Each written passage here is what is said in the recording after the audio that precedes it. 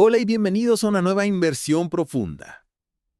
Esta vez nos adentramos en el mundo de Friedrich Nietzsche. Un viaje fascinante. Sí, a través de la vida, la obra y el impacto de uno de los filósofos más influyentes, a veces controvertidos, de la historia. Sin duda. Y lo que hace esta inmersión aún más interesante es que no solo descubriremos qué pensaba Nietzsche, sino también el por qué sus ideas, bueno, siguen resonando, ¿no? Exacto. Incluso provocando debates, controversias, hasta hoy en día. Y para esta inmersión tenemos una mezcla genial de información, ¿Qué? extractos de su biografía, Ajá. un diccionario filosófico Interesante. y hasta transcripciones de las conferencias de Darío Stanzraber en YouTube. Perfecto para entender a Nietzsche desde diferentes ángulos. Totalmente. Una mezcla para un panorama histórico y también para ver cómo se interpreta a Nietzsche hoy. Exactamente. Entonces, empecemos con su vida. ¿Qué tal si primero exploramos su infancia? Sus influencias, ¿no? Me parece bien. Me intriga cómo un joven, criado en un ambiente religioso tan estricto, terminó rechazando la moral tradicional. Es un punto clave. Fíjate, aunque creció en un hogar profundamente religioso, su fascinación por figuras como Napoleón o Goethe ya nos da una pista. De su rebeldía. Exacto. Desafiaron las convenciones de su época. Y esta admiración temprana por aquellos que rompieron moldes nos habla de la búsqueda constante de Nietzsche, ¿De qué? por comprender la relación entre la grandeza y el poder. Claro, como si desde pequeño buscara respuestas más allá de lo establecido. Y hablando de búsqueda, no podemos olvidar su formación académica. Nietzsche era filólogo, un experto en lenguaje y literatura. Sobre todo de la tragedia griega. ¿Y cómo influyó esto en su filosofía? Fue fundamental para su visión del mundo. A través de la tragedia griega, Nietzsche descubre la dualidad de Apolo y Dionisio. Apolo y Dionisio. Dos fuerzas que representan, digamos, la razón y la pasión, Ajá. y que según él son la base de la cultura occidental. A ver. Explícanos eso un poco más. ¿A qué te refieres con la dualidad de Apolo y Dionisio? Para nuestros oyentes que tal vez no estén familiarizados. Pongamos una analogía. Sí, me encantan las analogías. Imaginemos a Apolo como un escultor. Busca la perfección de las formas, la armonía, el orden. Ajá. Representa la razón, el control, la mesura. Ya veo. Dionisio, en cambio, es como un músico. Se deja llevar por la pasión, el ritmo desenfrenado. La energía vital que fluye sin control. Exactamente. Y la tragedia griega, según Nietzsche, surge precisamente de la tensión entre estas dos fuerzas. Es como si la tragedia fuera un escenario donde la razón y la pasión luchan por el dominio, ¿no? Sí, se podría decir así. ¿Y quién gana al final? Bueno, para Nietzsche, la tragedia clásica griega logró un equilibrio perfecto entre Apolo y Dionisio. Interesante. Pero con la llegada de Sócrates, el predominio del racionalismo, ese equilibrio se rompe. Se rompe. ¿Sí? La razón, representada por Apolo, somete a la pasión, a Dionisio. Y eso, según Nietzsche, marca el inicio de la decadencia de Occidente. Es una idea muy interesante. Pensar que la supremacía de la razón puede llevar a la decadencia. ¿Quién lo diría? Pero sigamos con la vida de Nietzsche. Sabemos que tuvo una relación muy estrecha con Wagner y Schopenhauer. Dos figuras importantes de la época. ¿Cómo influyeron en su pensamiento? Al principio Nietzsche los idolatraba. Veía en ellos a espíritus afines que desafiaban el pensamiento convencional. Wagner con su música revolucionaria y Schopenhauer con su filosofía pesimista. Eran como faros para Nietzsche. Exactamente, guiándolo en su propia búsqueda. Pero esa admiración, esa especie de discipulado, no duró para siempre. No. ¿Qué pasó? Llegó un momento en que Nietzsche tuvo que, y cito sus palabras, matar a sus ídolos. Se desilusionó del nacionalismo de Wagner Ajá. y del pesimismo radical de Schopenhauer. Este rompimiento fue doloroso, pero necesario para que Nietzsche desarrollara su propia filosofía. Y vaya que la desarrolló. Sus ideas son tan complejas, tan desafiantes. A veces cuesta saber por dónde empezar. Pero creo que hay algunos conceptos clave que seguramente captarán la atención de nuestros oyentes. Hablemos, por ejemplo, de la muerte de Dios. Un título bastante provocador, ¿No creéis? sin duda. Y es importante entender que no se trata de un evento literal, ¿no? Es una metáfora. Nietzsche no está diciendo que Dios haya muerto físicamente, ¿Quién no? sino que la creencia en Dios, como la entendía la tradición, ha perdido su poder en el mundo moderno. O sea, que la idea de un Dios que dicta normas, que juzga nuestras acciones, ya no tiene sentido para el hombre moderno. Eso es lo que quería decir Nietzsche. Exactamente. Y esto conecta con su crítica a la Ilustración. A la Ilustración. Ese movimiento que, aunque buscaba la liberación del hombre a través de la razón, en realidad según Nietzsche, terminó minando sus propias bases, Minando sus propias bases. al aferrarse a la idea de una verdad absoluta. Es como si la Ilustración, al negar a Dios, hubiera creado un vacío, ¿verdad? Que no pudo llenar con sus propios principios. Y con su filosofía, Nietzsche intenta llenar ese vacío. Ajá. Y aquí entra otro concepto fundamental, el perspectivismo. Perspectivismo. Suena complicado. ¿Nos puedes dar una explicación sencilla para que todos lo entendamos? Claro. Imaginemos que estamos observando una montaña. Una montaña. Sí. Si la miramos desde el norte, tendrá una forma. Si la miramos desde el sur, su forma será diferente. Claro. Ninguna de las dos perspectivas es falsa. Ambas son verdaderas desde su punto de vista. Entiendo. De ahí su famosa frase, la verdad es un ejército en movimiento de metáforas. O sea que incluso el conocimiento científico está condicionado por la interpretación humana, por el lenguaje. Fascinante. Totalmente. Y hablando de conceptos fascinantes, hay otro que no podemos dejar de mencionar. La voluntad de poder. La voluntad de poder. He oído hablar de ella, pero no estoy seguro de entenderla del todo. ¿Podrías explicarnos de qué se trata? Con gusto. La voluntad de poder, sin duda, es uno de los conceptos más complejos y debatidos de Nietzsche. Ya veo. Se ha malinterpretado a menudo, ¿no? Como una justificación del dominio, de la fuerza bruta. Ja. Pero Nietzsche no se refería a eso. Para él, la voluntad de poder es la fuerza fundamental que impulsa toda la vida. Toda la vida. No solo la humana, Mm. también la de la naturaleza. Es un impulso vital hacia el crecimiento, la expansión, la superación de los límites. ¿Y cómo se manifiesta esa voluntad de poder en la vida humana? Piensa, por ejemplo, en un artista que crea una obra de arte. Esa creación es una expresión de su voluntad de poder. De su voluntad de poder. De su deseo de plasmar su visión del mundo. De dejar su huella en la realidad. Entiendo. O piensa en un deportista que se esfuerza por superar sus propios límites, por alcanzar la excelencia en su disciplina. Esa búsqueda también es una manifestación de la voluntad de poder, del impulso humano por crecer, por superarse a sí mismo. Entonces, la voluntad de poder no es necesariamente algo negativo, ¿no? No. Sino que puede ser una fuerza creativa. Así es. Y es importante destacar que Nietzsche no estaba haciendo una descripción moral del mundo, Ajá. sino que intentaba comprender los mecanismos que lo impulsan. Ya. La voluntad de poder no es buena ni mala en sí misma, sino una fuerza que puede usarse para crear o para destruir. Es un concepto realmente interesante. Y me imagino que a partir de esta idea de voluntad de poder, Nietzsche desarrolla otros conceptos importantes, ¿no? Como la distinción entre la moral de los señores y la moral de los esclavos. Exacto. Y de nuevo, es importante entender que Nietzsche no está diciendo que una moral sea superior a la otra, sino que está analizando cómo surgen diferentes sistemas de valores a partir de diferentes condiciones Y diferentes condiciones. psicológicas y sociales. A ver. Pues explicarnos esa diferencia entre la moral de los señores y la moral de los esclavos. Y cómo se relaciona con la voluntad de poder. Claro. Para Nietzsche, la moral de los señores surge de la afirmación de la vida, Ajá. del poder creador, de esa voluntad de poder que impulsa la superación, valora la fuerza, la nobleza, el coraje, la individualidad. Ya veo. La moral de los esclavos, en cambio, nace del resentimiento, de la impotencia. De la impotencia. Valora la humildad, la compasión, la igualdad, como una forma de compensar su propia debilidad. Es como si la moral de los esclavos buscara nivelar el campo de juego, ¿no? Al no poder alcanzar la grandeza de los señores, la denigra.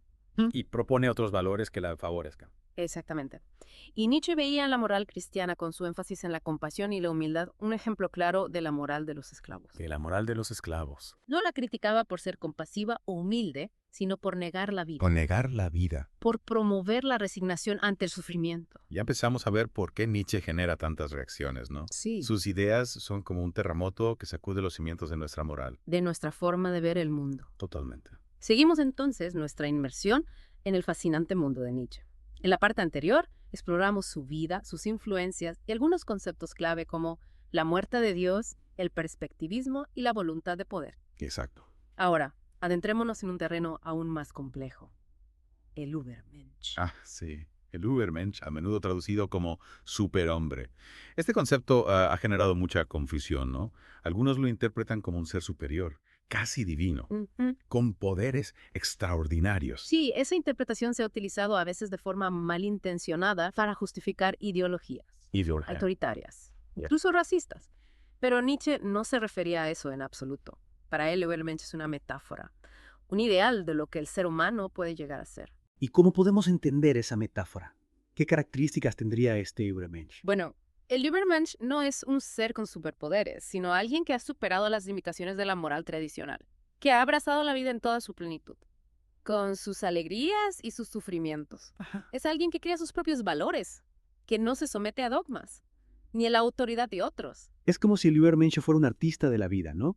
Alguien que esculpe su propio destino, que no se conforma con los moldes preestablecidos. Una excelente analogía. El Übermensch es un creador, un innovador, que no teme desafiar las convenciones. Nietzsche lo contrasta con el último hombre, una figura que representa la mediocridad, la falta de aspiraciones, el conformismo. El último hombre sería como la antítesis del Übermensch, ¿no? Alguien que se conforma con la comodidad, con la seguridad, que no se atreve a soñar con algo más grande. Podríamos decir que el último hombre es como un engranaje más en la máquina de la sociedad, mientras que el Übermensch busca trascender esa máquina. Precisamente. Y Nietzsche veía con preocupación el auge del último hombre en la sociedad moderna. Temía que el nihilismo, la pérdida de sentido, condujera a una especie de adormecimiento espiritual, a una renuncia a la grandeza. Hablando de nihilismo, no podemos olvidar otro concepto fundamental de Nietzsche, el eterno retorno. ¿Puedes explicarnos de qué se trata? Para muchos es una idea difícil de comprender. El eterno retorno es una idea tan radical como fascinante. Imagina que te dicen que vas a vivir tu vida una y otra vez, exactamente igual. Exactamente igual. Con todos sus momentos de alegría, de dolor, de frustración, de amor.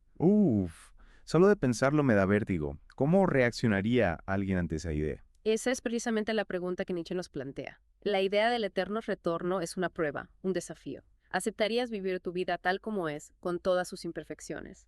¿O te rebelarías, intentarías cambiarla? Es como si el eterno retorno nos obligara a confrontarnos con nuestras propias decisiones, con el sentido que le damos a nuestra existencia. Si tuviéramos que vivir nuestra vida una y otra vez, ¿qué cambiaríamos? ¿Qué mantendríamos? Exacto.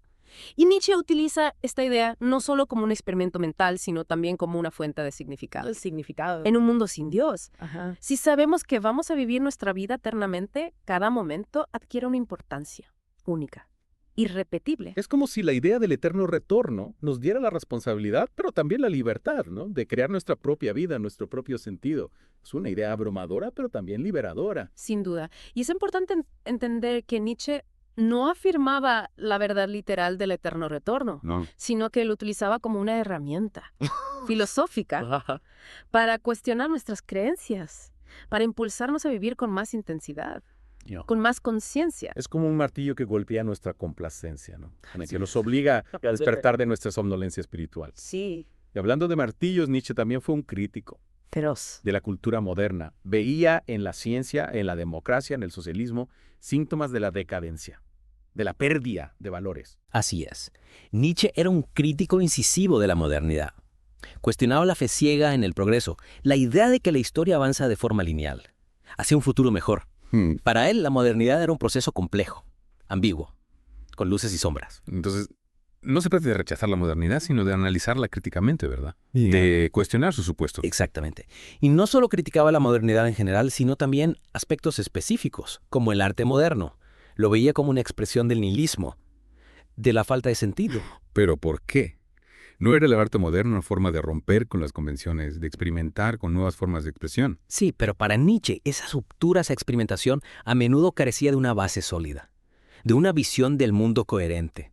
Lo veía como una especie de nihilismo estético, un juego sin reglas ni propósito. Es como si Nietzsche buscara en el arte no solo la belleza, sino también la profundidad, la conexión con algo más grande que la propia individualidad. Exacto. Para Nietzsche, el ateo auténtico debía ser una afirmación de la vida, una expresión de la voluntad de poder en su sentido más creativo. Caramba. Cada vez que nos adentramos en el pensamiento de Nietzsche, descubrimos nuevas capas de complejidad, nuevas preguntas que desafían nuestras creencias más arraigadas, y aún nos queda mucho por explorar. Y de vuelta a nuestra inmersión profunda en el mundo de Nietzsche. Ya hemos explorado su vida, sus influencias y algunos de sus conceptos más importantes, ¿verdad? La muerte de Dios, la voluntad de poder, el Übermensch, el eterno retorno. Realmente sus ideas son tan desafiantes como fascinantes. Totalmente. Y lo más sorprendente es cómo las ideas de un filósofo del siglo XIX siguen resonando con tanta fuerza en el siglo XXI. Es cierto. Nietzsche parece haber anticipado muchos de los desafíos que enfrentamos hoy en día. ¿Cómo cuál? La crisis de valores, la pérdida de sentido, el auge del individualismo. Es como si Nietzsche hubiera lanzado una botella al mar con un mensaje que sigue llegando a nuestras costas. Exacto, invitándonos a reflexionar sobre nuestra propia existencia. Totalmente. Y su influencia se ha extendido a campos tan diversos, como la filosofía, la literatura, el arte, la psicología, incluso la política. En serio. Piensa en autores como Sartre, Camus, Foucault, todos ellos influenciados por la crítica de Nietzsche, a la moral tradicional y a las estructuras de poder, Es como si Nietzsche hubiera sembrado las semillas de un pensamiento rebelde que ha florecido en diferentes formas. a lo largo del siglo XX y hasta nuestros días. Pero ¿cómo se traduce esa influencia en la vida real? ¿Podrías darnos algunos ejemplos concretos? Claro que sí. En el ámbito del arte, por ejemplo, movimientos como el expresionismo, el surrealismo e incluso el postmodernismo tienen una deuda con la visión nietzscheana del artista, ¿Cómo cuál? como creador de valores, como transgresor de las normas, Es como si Nietzsche hubiera liberado al arte de las ataduras de la tradición. dándole la libertad de explorar ¿Explorar qué? los rincones más oscuros y luminosos de la experiencia humana. Pero esa libertad, esa crítica radical, también ha generado controversias. Por supuesto. Nietzsche ha sido acusado de elitismo, de misógino, de reaccionario. Incluso de precursor del nazismo. Esas son acusaciones muy serias. ¿Cómo podemos entenderlas? Bueno, hay que tener en cuenta que Nietzsche era un pensador complejo, a veces contradictorio, y que sus ideas, se han prestado a diversas interpretaciones. Ya veo. Su crítica a la democracia, por ejemplo, ha sido utilizada por algunos para justificar regímenes autoritarios. Pero eso sería una tergiversación del pensamiento de Nietzsche, ¿no? Totalmente. Él no defendía la tiranía, No, sino que criticaba la idea de una igualdad absoluta, que para él era una forma de mediocridad. exacto. Nietzsche creía en la jerarquía, en la diferencia, pero no en la opresión. Su idea del Übermensch no era la de un tirano, sino la de un individuo libre, creativo, que se supera a sí mismo y crea sus propios valores. Y en cuanto a las acusaciones de misógino, ¿qué podemos decir? Es cierto que Nietzsche a veces utiliza un lenguaje que hoy consideraríamos ofensivo hacia las mujeres, pero hay que entenderlo en el contexto de su época. Lo importante es que, a pesar de sus prejuicios, Nietzsche planteó ideas muy revolucionarias sobre la libertad individual, que han sido inspiradoras para muchos movimientos feministas. Es como si Nietzsche, a pesar de sus limitaciones, hubiera abierto una brecha en el pensamiento tradicional, ¿no? Sí. Que ha permitido a otros ampliar la lucha por la igualdad y la libertad. Precisamente. Y lo mismo ocurre con las acusaciones de precursor del nazismo. Es cierto que algunos nazis, como su hermana Elizabeth, utilizaron las ideas de Nietzsche. ¿Para qué? Para justificar sus crímenes. Ya. Pero eso fue una tergiversación grotesca de su pensamiento. Grotesca. Sí.